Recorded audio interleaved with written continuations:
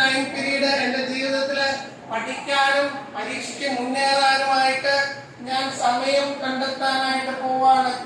എന്റെ മാതാപിതാക്കള് എന്നെ ഇത്രയും കാലം നല്ല രീതിയിൽ പഠിപ്പിച്ചു, ഇത്രയും കാലം നന്നായി വളർത്തി എന്നുണ്ടെങ്കിൽ ഞാൻ അവർക്ക് എന്തെങ്കിലും തിരിച്ചു കൊടുക്കാനായിട്ട് പോവാണ്. ഈ പരീക്ഷ എന്റെ ജീവിതത്തില് എന്റെ ഭാവി തന്നെ മാറ്റി മറിക്കുന്ന ഒരു പരീക്ഷയാണ്. നല്ല രീതിയിൽ ഞാൻ പഠിക്കാനും നല്ല രീതിയിൽ തയ്യാറെടുക്കാനും നല്ല രീതിയിൽ പരിശ്രമിക്കുവാനും ഇനിയുള്ള 100 ദിവസം ഞാൻ തയ്യാറെടുക്കാൻ പോവുകയാണ്.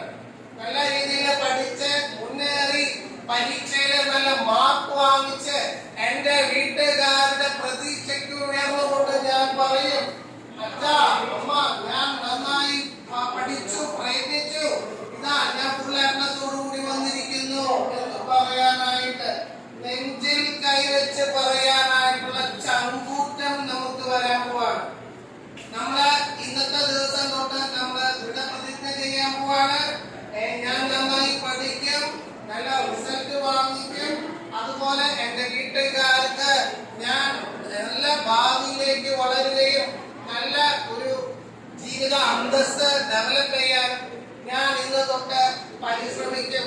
അച്ഛന്റെയും അമ്മയുടെയും മുഖം നമ്മുടെ മനസ്സിൽ വരാം മക്കളെ. അവര് നമുക്ക് വേണ്ടി കഷ്ടപ്പെട്ട നമ്മുടെ മാതാപിതാക്കള്, നമുക്ക് വേണ്ടി മെഴുകുതിരി പോലെ കുരുകിക്കൊണ്ടിരിക്കുന്ന മാതാപിതാക്കള്, അവർക്ക് വേണ്ടി നിങ്ങൾ നല്ല രീതിയിൽ പഠിക്കുക, ഡിസിപ്ലിൻഡ് ആയിട്ട് മുന്നോട്ട് പോവുക.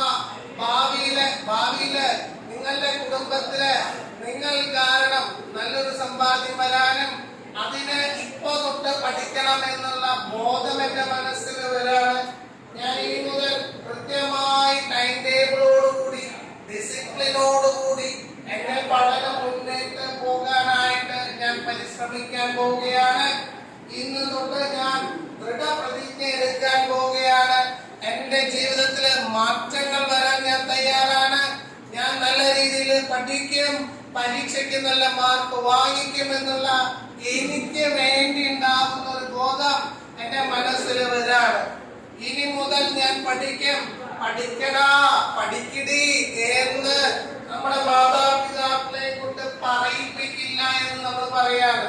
നമ്മുടെ ജീവിതത്തില് ഇനി 100 ദിവസം, ആ 100 ദിവസം ഞാൻ നന്നായി പഠിക്കുമെന്ന് ഉറപ്പ് പറയാണ്.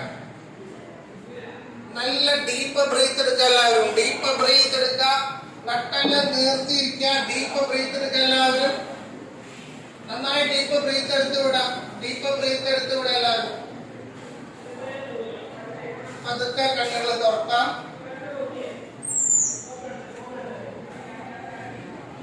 ഓക്കെ, അപ്പൊ നമ്മുടെ ചെറിയ മെഡിറ്റേഷൻ കഴിഞ്ഞു.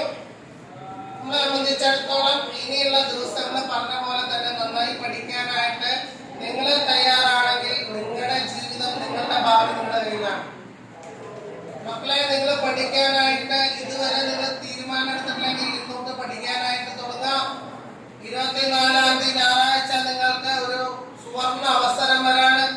ഗോൾഡൻ ഓപ്പർച്യൂണിറ്റിയാണ്.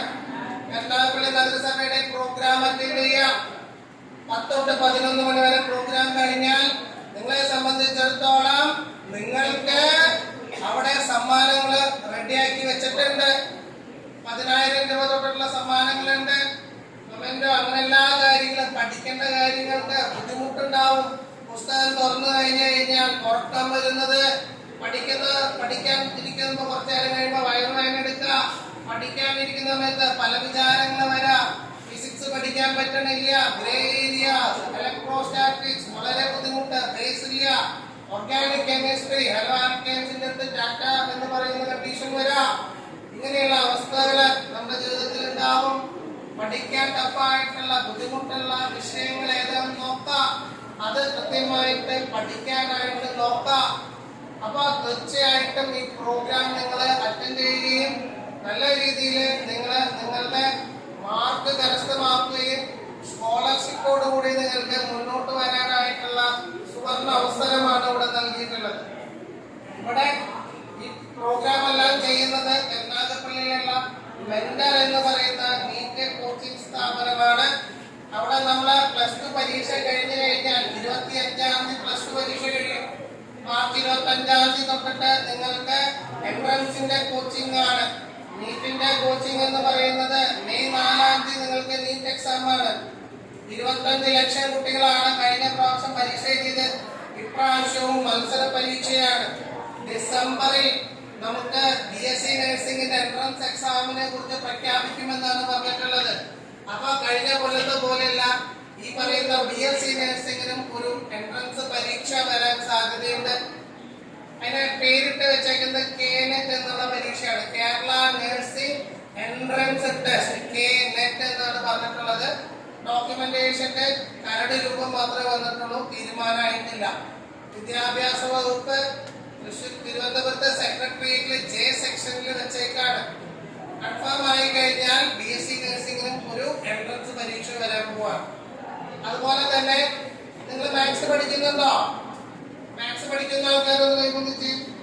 മാത്സ് പഠിക്കുന്ന കുട്ടികൾ, നിങ്ങൾക്ക് ജോയിന്റ് എൻട്രൻസ് എക്സാം എന്ന് പറയുന്ന പരീക്ഷ, ആ പരീക്ഷ ജനുവരി 22-ാം തീയതിയാണ് ഡേറ്റ് വരുന്നത്.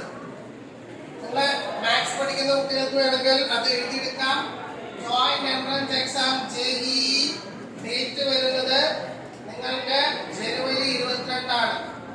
അത് അപ്ലൈ ചെയ്യേണ്ട അവസാനത്തെ തീയതി എന്ന് പറയുന്നത് നവംബർ 22. ഇന്ന് ഇപ്പൊ 17-ാം തീയതി കഴിഞ്ഞു അല്ലെ? 4-5 ദിവസം കഴിഞ്ഞ് അപ്ലൈ ചെയ്യുന്ന ഡേറ്റ് കഴിഞ്ഞു. ജോയിന്റ് എൻട്രൻസ് എക്സാം എന്ന് പറയുന്ന പരീക്ഷ വർഷത്തില് 2 പ്രാവശ്യമുണ്ട്. ആദ്യത്തെ പരീക്ഷ ജനുവരി 22-ാം തീയതിയാണ്.